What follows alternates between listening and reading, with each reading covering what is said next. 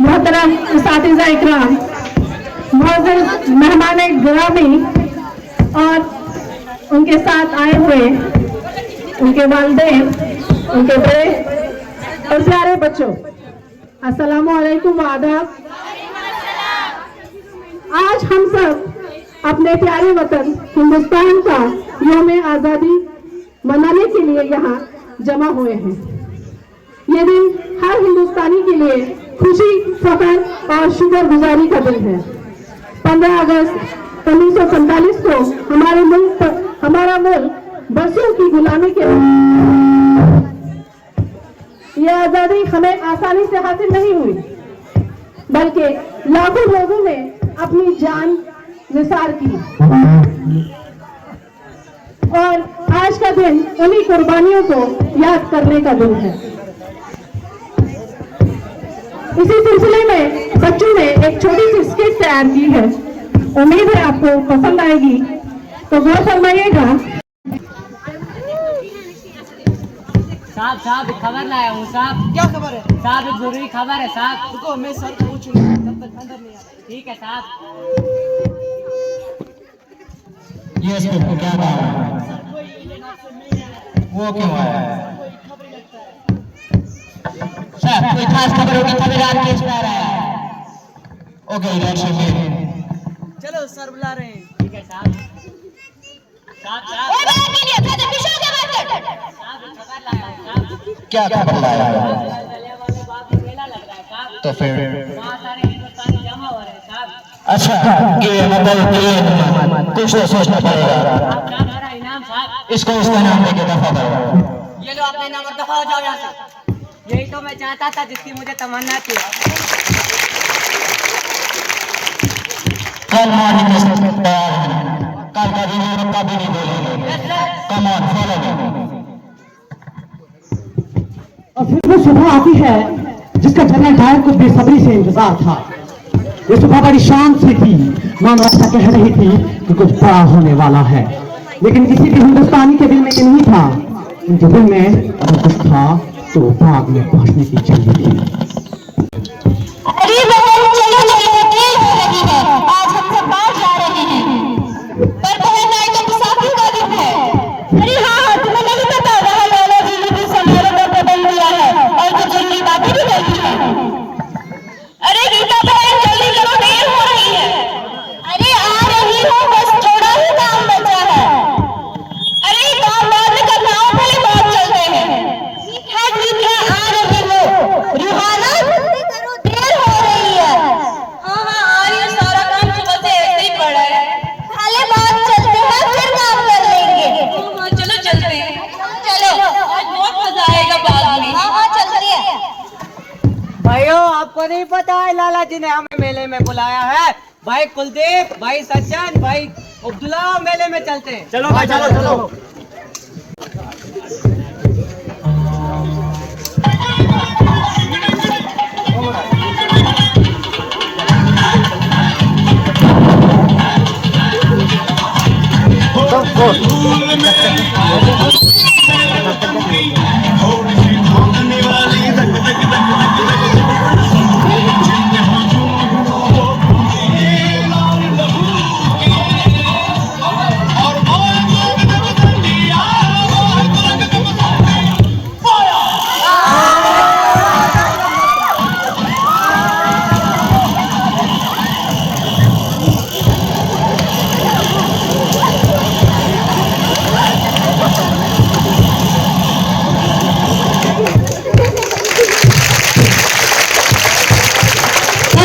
बच्चों और फोन का क्या करना है?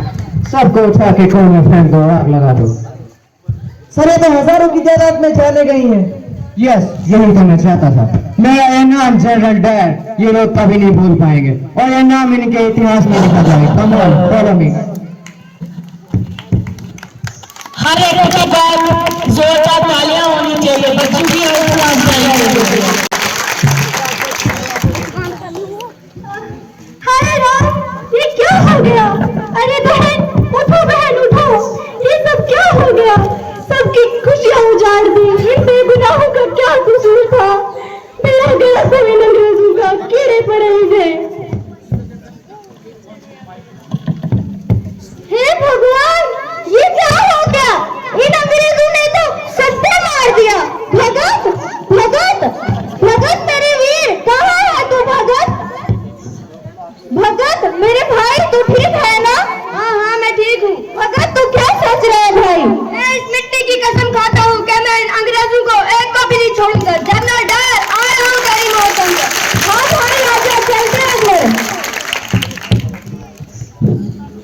और इस तरह हजारों बेगुनाहों को मौत के घाट उतार दिया गया। पर इस फांसी का असर एक 12 साल के बच्चे पे ऐसा पड़ा कि वो क्रांतिवीर बन गया और उसका नाम था भगत सिंह। जलियांवाला बाग हत्याकांड के बाद पूरे देश में क्रांति की लहर बोल उठी। हिंदुस्तानियों के दिल में अंग्रेजों के खिलाफ नफरत बहुत बढ़ गई और जगह जगह आंदोलन होने लगे। पर इसी दौरान महात्मा गांधी ने एक तहरीर शुरू की जिसे हम नॉन कोऑपरेशन मूवमेंट के नाम से जानते हैं। इस तहरीर में हर तबके के लोग, हर उम्र के लोगों ने बढ़ चढ़कर हिस्सा लिया और अंग्रेजी कपड़े, अंग्रेजी दवाइयाँ, अंग्रेजी सामानों को तर्क कर दिया गया और बहुत सारा सामान बाजारों में जलाया गया। यहाँ तक कि लोगों ने अंग्रेजी स्कूलों से अपने बच्चों को निकाल दिया। नौजवानों ने अंग्रेजी कॉलेजों को छोड़ दिया। इस सब का असर अंग्रेजी हुकूमत पे बहुत बुरा हुआ। उन्हें ऐसा लग रहा था कि शायद अब हिंदुस्तान उनके हाथ से निकल रहा है, लेकिन ये जुनून ने कुछ और ही रंग ले लिया। इतनी जगह हादसे होने लगे कि वैसा ही एक हादसा 1922 में हुआ कि जब लोगों की एक भीड़ ने, एक झुंड ने एक पुलिस स्टेशन में हमला किया और 22 पुलिस वालों को जिंदा जला दिया। अब हम जानते हैं कि महात्मा गांधी एक अदम तशद्दुद के सोच रखने वाले इंसान थे और वो सत्याग्रही थे, तो वो इस तरह से इन चीजों के खिलाफ थे कि किसी की जान नहीं लेनी है। अगर हमें बातचीत से ही हल किया जा सकता है इस मसले को, तो उन्होंने अपनी नॉन कोऑपरेशन मूवमेंट वापस ले ली।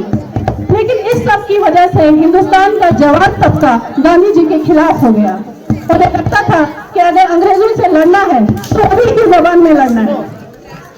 और ऐसे ही नौजवानों का एक तबका जिसके सरबराह थे भगत सिंह, उन्होंने गांधी जी को छोड़कर एक क्रांति का ग्रुप अपना लिया। अब आए देखते आगे कि भगत सिंह जब लाहौर के सबसे मशहूर college national college of Lahore में दाखिला लेते हैं तो अपनी इस क्रांति की इस लहर को किस तरह नौजवानों में फैलाते हैं। सन 1923 में भगत सिंह ने लाहौर के सबसे बड़े college national college of Lahore को ज्वाइन किया और क्रांति की आग नौजवानों में फैलाने के लिए उसने ड्रामेटिक सोसाइटी का सहारा लिया, जहां की मुलाकात बटुकेश्वर दत्त राजगुरु और दूसरे साथियों से हुई। हालांकि इनकी ज़बानें और तहजीब अलग थी, लेकिन इनका मकसद और सोच एक था, वो था हिंदुस्तान की आजादी। आइए देखते हैं नेशनल कॉलेज ऑफ लाहौर।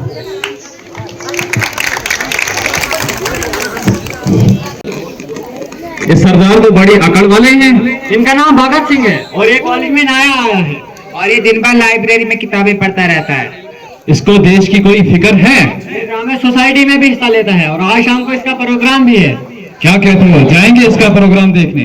जाएंगे शाम को। चलो फिर शाम को जाते हैं।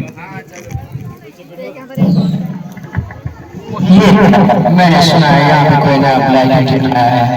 हाँ, भगत नाम है इसका। शायद आज शाम को उनका प्रोग्राम भी होगा। हाँ, चलो देखते हैं किस पानी में।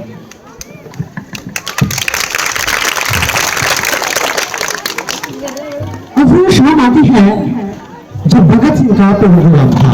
कॉलेज के सभी लोग धीरे धीरे चलो भाइयों, प्रोग्राम देखने चलते हैं। चलो।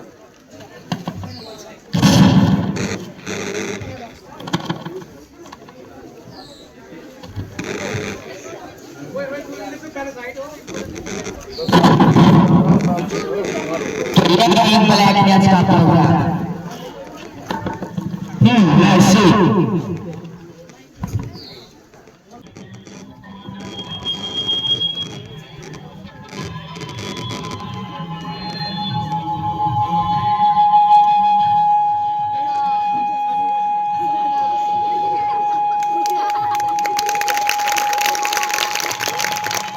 हम जिएंगे और मरेंगे ऐ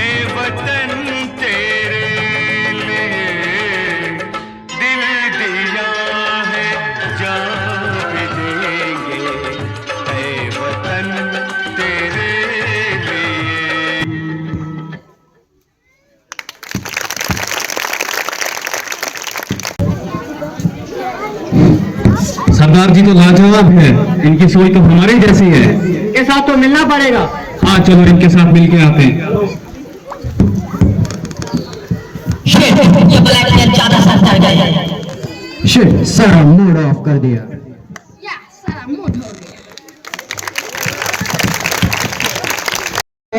जब भगत सिंह और राजगुरु की मुलाकात होती है,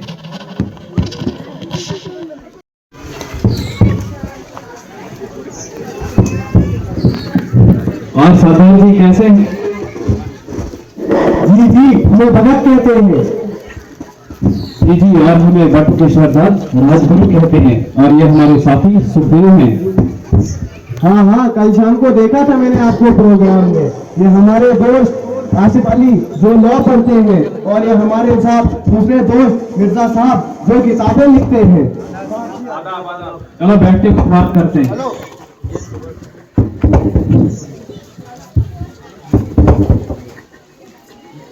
देश के लिए आपके जज्बात देखकर हमारा दिल बहुत खुश हुआ है। लगता है हमारी बहुत जमेगी। इस कदर वाकिफ है हमारी कलम मेरे जज्बातों से, कि इस कदर वाकिफ है हमारी कलम मेरे जज्बातों से, अगर मैं इश्क भी लिखना चाहूँ तो इनकलाब लिख देता हूँ। आप तो शायरी भी लिखते हो। हाँ हाँ, कभी लिख देता हूँ गम में। क्या आपने अशफाकुल्लाह खान और चंद्रशेखर के बारे में सुना है? अरे क्या बात करते हो, उनके बारे में किसने नहीं सुना है। उन्होंने तो मेरा दिल खुश कर दिया। उन्होंने अंग्रेजी हुकूमत का खजाना लूटकर पूरे हिंदुस्तान को खुश कर दिया। अब तो अंग्रेजी हुकूमत के दांत खट्टे हुए होंगे। क्या तुमने आज का अखबार पढ़ा? क्या तुमने आज का अखबार पढ़ा? अशफाकुल्लाह खान और उसके सारे साथी पकड़े गए। कल सुबह 6:30 बजे उनकी फांसी है। न होगा रायेगा खूने शहीदाने वतन हरगिज, न होगा रायेगा खूने शहीदाने वतन हरगिज, यही सुर्खी बनेगी एक दिन उन्वाने आजादी। शहीदों के मज़ारों पर लगेंगे हर बरस मेले, शहीदों के मज़ारों पर लगेंगे हर बरस मेले, वतन पर मरने वालों का यही बाकी निशा होगा। 1928 में जब देश में साइमन कमीशन का नारा लगा तो देश भर में इसका जमकर विरोध हुआ। हिंदुस्तान की हवाओं में साइमन गो बैक के नारे लगने लगे, और ऐसे ही दिल्ली में पुलिस ने पंजाब केसरी लाला लाजपत राय पर बेतहाशा लाठियां बरसाई, जिसमें लाला जी की मौत हो गई। आइए देखते हैं कि किस तरह रैली में पुलिस ने लाला जी पर बेतहाशा लाठियां बरसाई।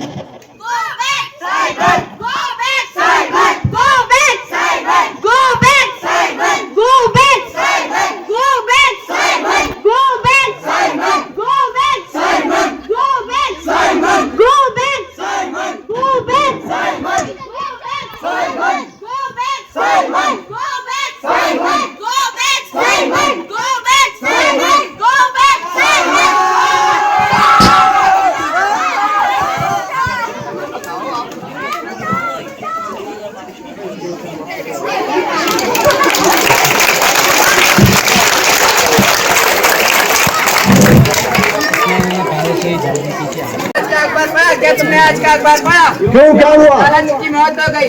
जख्मी होने की वजह से उन्हें हॉस्पिटल में दम तोड़ दिया। लगता है कल के लाठीचार्ज की वजह से उन्होंने हॉस्पिटल में अपना दम तोड़ दिया। अरे भगत, अब क्या करेंगे हम? हम हाथ पे हाथ धरे बैठेंगे। अब करना क्या है?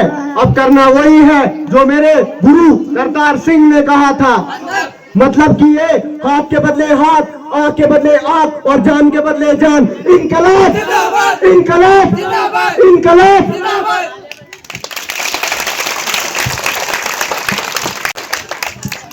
भगत सिंह और उनके साथी ने क्रांति की लहर घर घर पहुंचाने का सोच रखा। एक ठान लिया कि क्रांति की ये लहर घर घर पहुंचनी चाहिए। इसके लिए उन्होंने कुछ बड़ा सोच रखा था। तो आइए देखिए।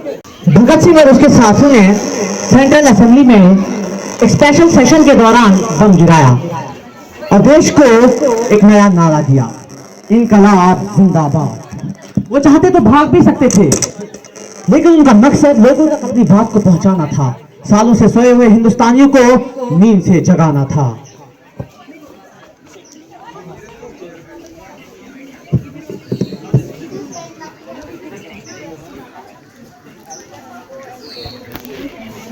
रंग दे बसंती चोला, मेरा रंग दे बसंती चोला, मेरा रंग दे बसंती चोला, मेरा रंग दे बसंती चोला, होठ के रंग दे, हमारे रंग दे, मेरा रंग दे बसंती चोला, मेरा रंग दे बसंती चोला, मेरा रंग दे बसंती चोला, मेरा रंग दे बसंती चोला, हमारे रंग दे बसंती चोला।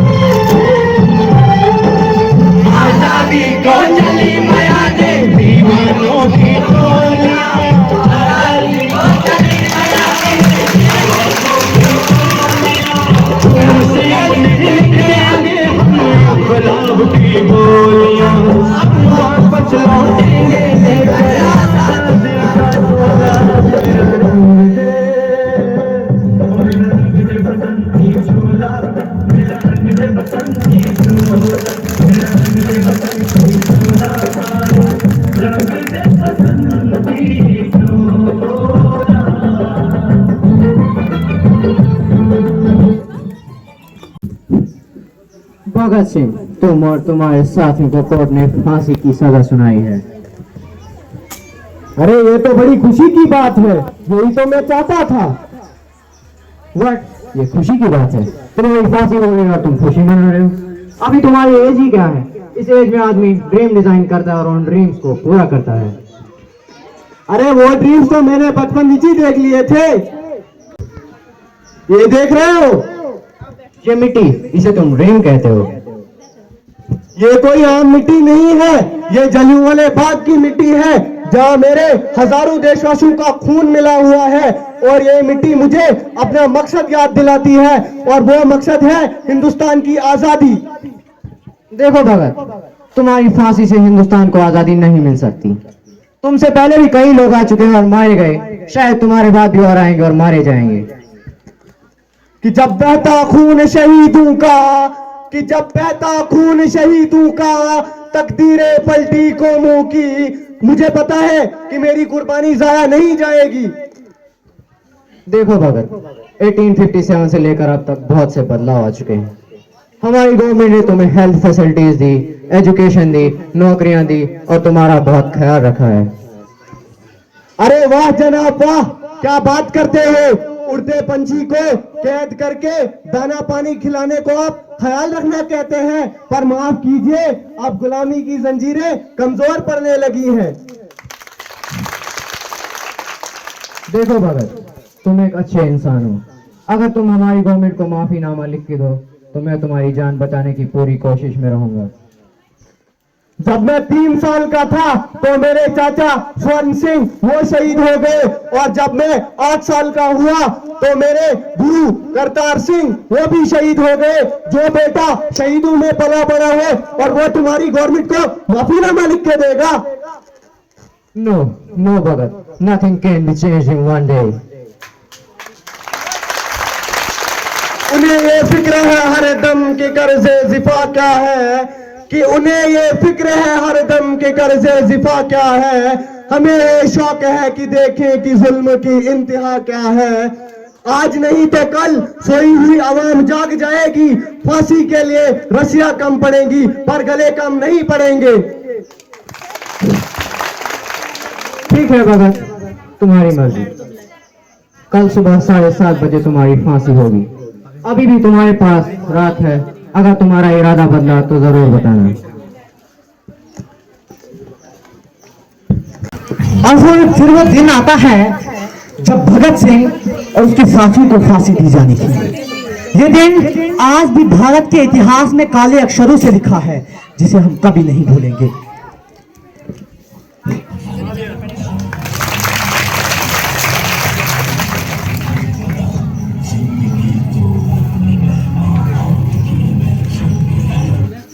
तुम्हारी कोई आखिरी तमन्ना? हम एक बार गले मिलना चाहते हैं। इनके हाथ खोल दो।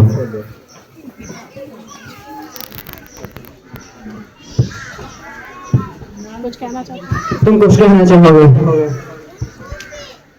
सरफरोशी की तमन्ना अब हमारे दिल में है, कि सरफरोशी की तमन्ना अब हमारे दिल में है। देखना है जोर कितना बाजुए का दिल में है। हम वक्त आने दे बता देंगे तुझे ए आसमां, हम अभी से क्या बताए क्या हमारे दिल में है। इनकलाब जिंदाबाद, इनकलाब जिंदाबाद, इनकलाब। इनके हाथ बांध दो।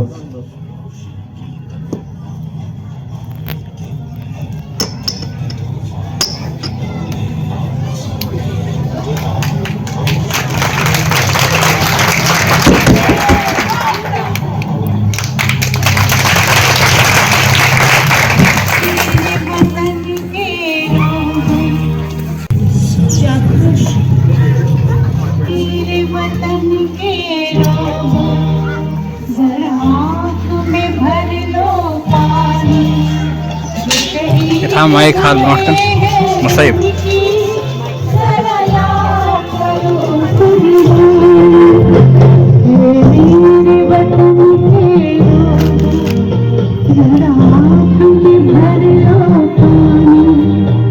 शहीद हुए हैं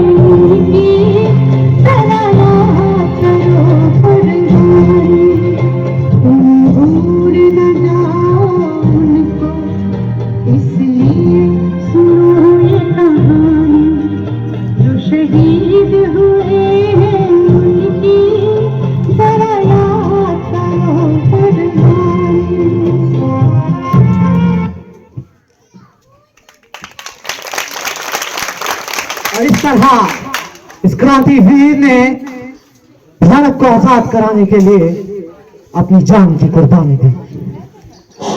इस दुनिया में कुछ लोग ऐसे होते हैं जो अपने जाने के बाद अपनी छाप छोड़ जाते हैं। हमारे नाम से होंगी रिवायतें जिंदा, हमारे नाम से होंगी रिवायतें जिंदा, हमारे हिस्से में परचम वफा का आएगा, परचम वफा का आएगा। इनकलाब इनकलाब इनकलाब, हिंदुस्तान हिंदुस्तान हिंदुस्तान।